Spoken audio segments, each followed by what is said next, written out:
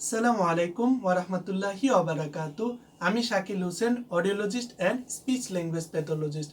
আজকের ভিডিওতে আমি আলোচনা করব হিয়ারিং লস সম্পর্কে। হিয়ারিং লস আসলে কি? হিয়ারিং লস হলো এমন একটি অবস্থা যখন একজন ব্যক্তি এক বা উভয় কানে আংশিক বা সম্পূর্ণভাবে শুনতে না পারেন। শুনতে পাওয়ার যে প্রক্রিয়া, সেখানে আউটার ইয়ার, মিডিল ইয়ার, ইনার ইয়ার এবং ককলিয়া গুরুত্বপূর্ণ ভূমিকা পালন করে। এই অংশের যে কোনো একটিতে সমস্যা হলে হিয়ারিং লস হতে পারে।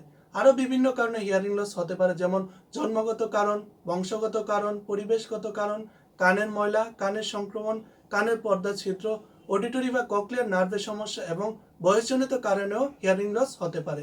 হিয়ারিং লস আক্রান্ত ব্যক্তির মাঝে আমরা যে সিমটমসগুলো দেখতে পাই, যেমন বারবার কথা রিপিট করতে বলা, ডাকলেও সাড়া না দেওয়া, টিভি বা মোবাইলের ভলিউম বাড়িয়ে রাখা, কানে শু শু বুফু বা বিভিন্ন ধরনের শব্দ অনুভব করা। হিয়ারিং লস নির্ণয়ের জন্য একজন অডিওলজিস্ট বিভিন্ন ধরনের অডিওলজিক্যাল অ্যাসেসমেন্ট করে থাকেন।